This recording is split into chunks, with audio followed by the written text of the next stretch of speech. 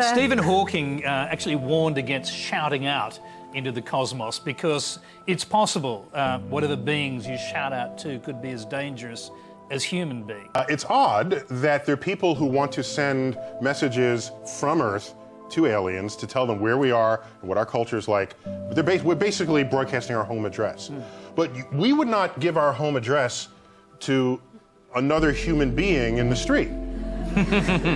Where we have identical DNA, right? So it's a little odd that we would be so eager to share our home address with aliens. But I can tell you that Stephen Hawking's caution, he's suspecting he knows how aliens would behave towards us based on actual knowledge of how humans behave toward one another. That's right. And anytime you've had an advanced civilization encounter a less advanced civilization, it has never boded well for the less advanced civilization in any example of this in the history of exploration. And so if we are contacted by aliens, it means they know how to get here. And his fear is that they will behave just like us. You must kill something that was alive to survive.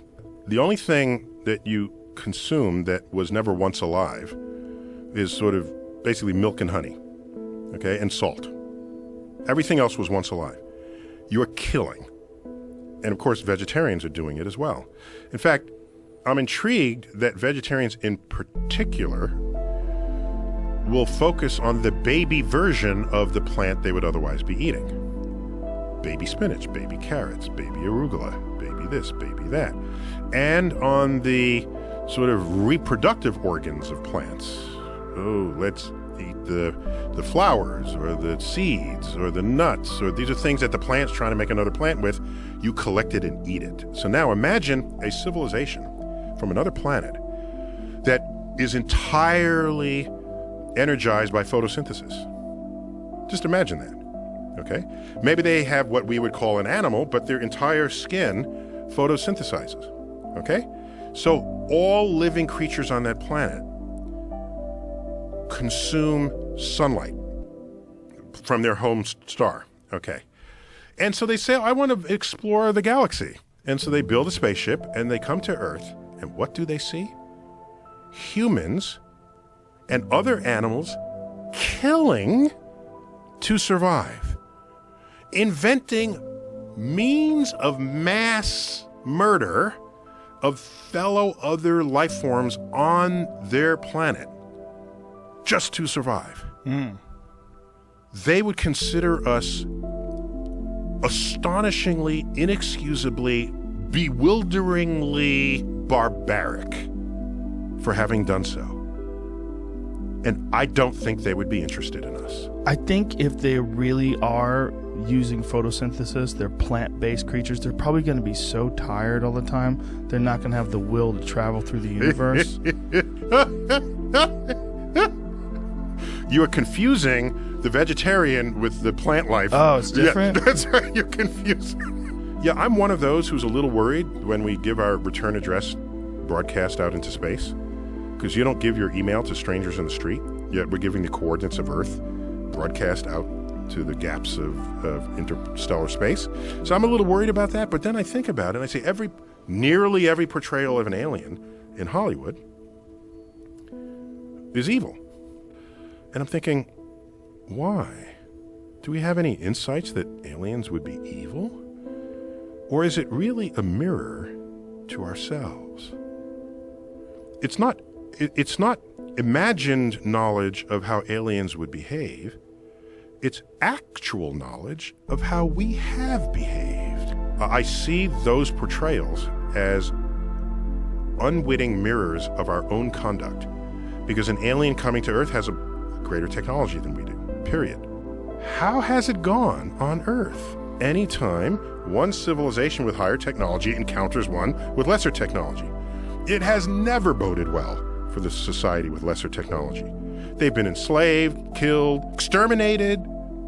So I think we fear aliens because, in fact, we fear ourselves. You know what happens is people don't believe that ancient humans had any intellect at all, and they say, "Oh, they couldn't have built this. It must have been by aliens." But give our freaking species some credit for figuring stuff out. So how do you explain these pyramids being on various continents? So a couple of things. First, the most stable structure you can possibly build is a pyramid. Pyramids don't tip over. Okay. They don't get blown over in the wind. All right. And even when they erode and still keep a pyramid shape. So we could say maybe ancient civilizations built all kinds of structures. They just didn't survive thousands of years of erosion and corrosion. The pyramids are what remain, and now that's what you see around the world. It was Europeans coming to Africa, seeing an amazing civilization that they could not imagine an African build, and they must then invoke some other cause that enabled them to build it. Excuse me,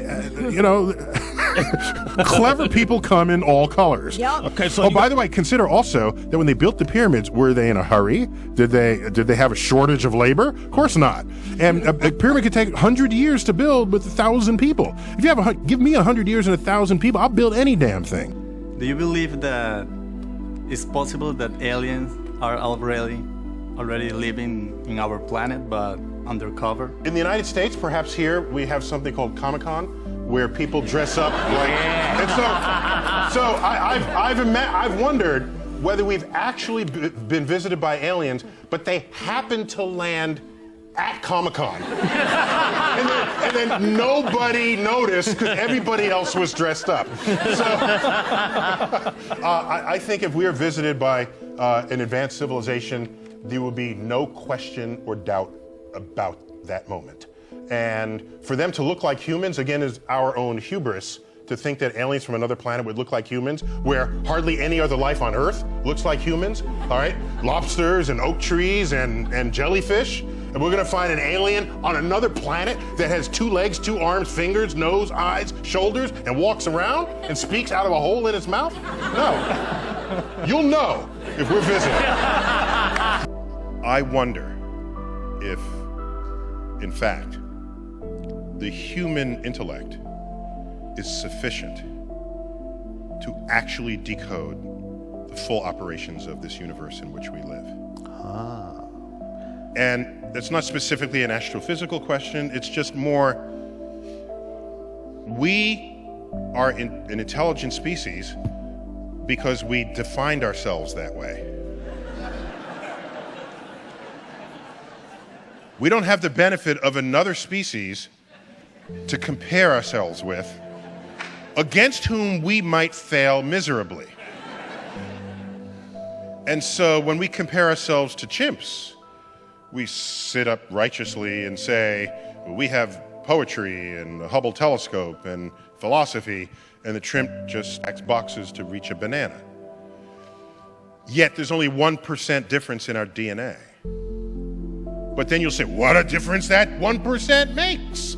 And I would say maybe that 1% DNA difference corresponds with an equally small difference in the intelligence between a chimp and humans. And you say, I can't believe that. No. Well, imagine some other species that visits us that's 1% along on that same scale, smarter than us. The smartest chimp does what our toddlers can do. And there's no way you will explain to a chimp, I'll have dinner ready at 6:30, can you pick up some juice on the way home? The simplest human thoughts are inconceivable to a chimp. And their talents are about what our toddlers can do. So let's get back to this 1% smarter alien that we've discovered. Corresponding this analogy, we now say, what would we look like to them?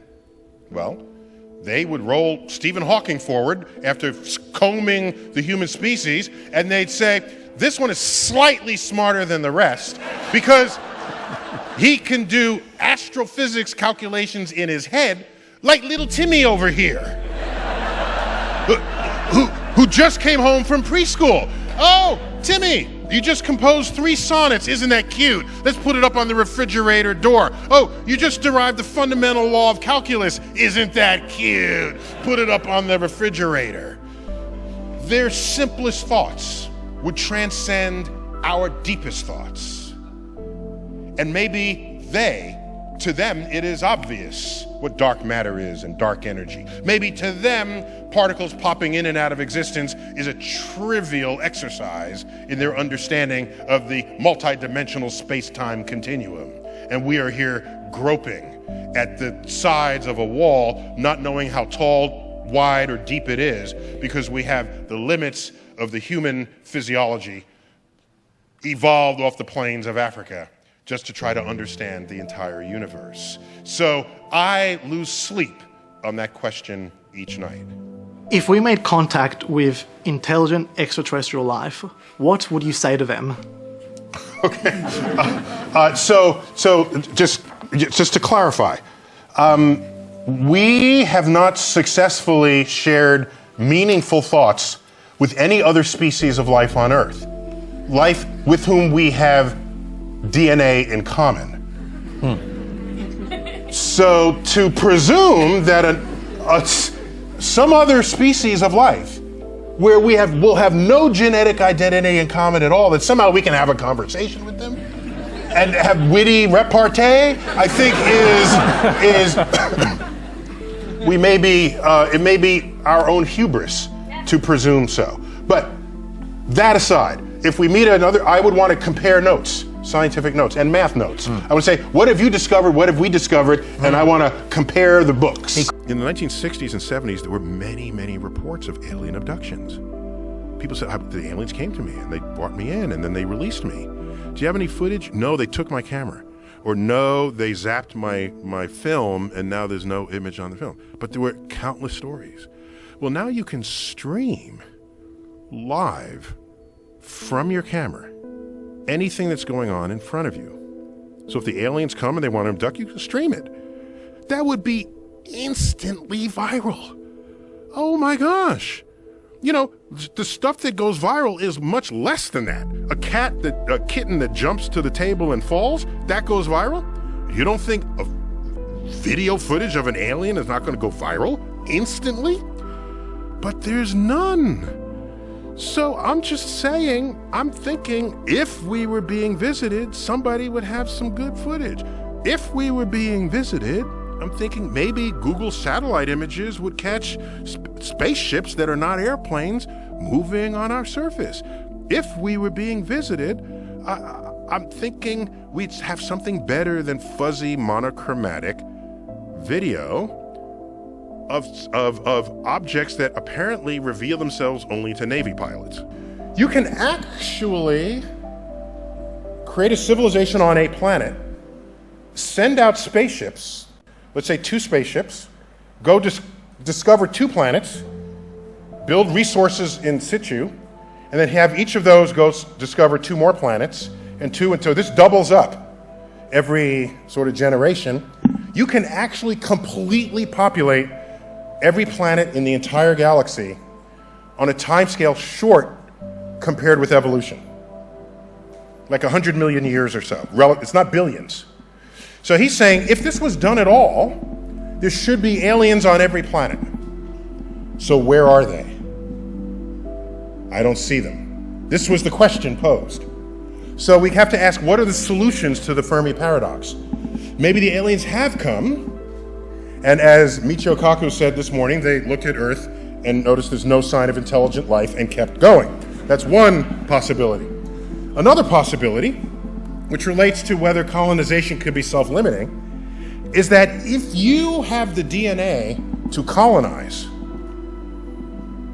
that's a certain kind of, I can't stay here, I have to go there. I want that planet. So you do this, but so does the other person who goes to that planet. And you rapidly reach a point where you start wanting planets that have already been taken.